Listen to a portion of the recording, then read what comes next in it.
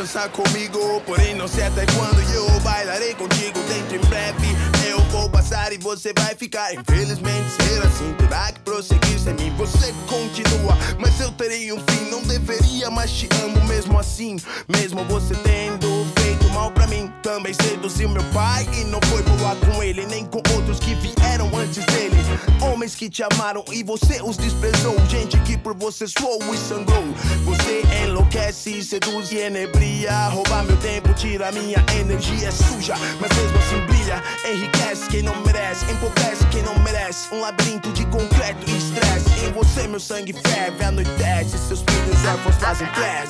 A cidade, Balas perdidas cortam seus réus. a cidade, Cruel como uma besta e doce como mel. cidade. Injúria, luxúria e falsidade. Cidade. Desigual, imprevisível, imparcial. Cidade, Cheiro de morte, som de metal. cidade. Desnaturada com seus filhos, com estranhos fraternal. Aqui nunca dá pra prever. Sampa, São Paulo, SP. É tão difícil imaginar o seu início. No princípio nada, hoje gigantescos edifícios. Prédios altos que mudaram destinos, construídos por nordestinos que não foram aceitos como inquilinos.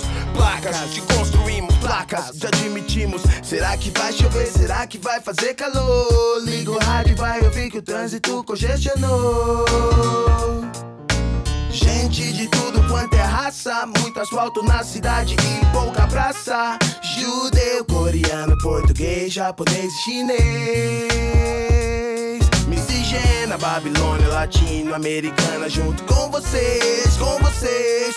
Comércio árabe, italiano, norte-americano negociam seus produtos na grande metrópole do continente sul-americano. Pouco vendemos, muito compramos, pouco nos concedem, muito deixamos. Tudo permitimos, anos partimos do nosso continente. Não nasci lá, mas eu amo LNU, afro-latino, sul-americano. Salve pros nigerianos do centro, todos são humanos e sabem que se parecem por dentro. Só que aqui nessa cidade todos têm preconceito. A cidade, Balas perdidas cortam seus réus. a cidade, Cruel como uma besta e doce como mel. cidade.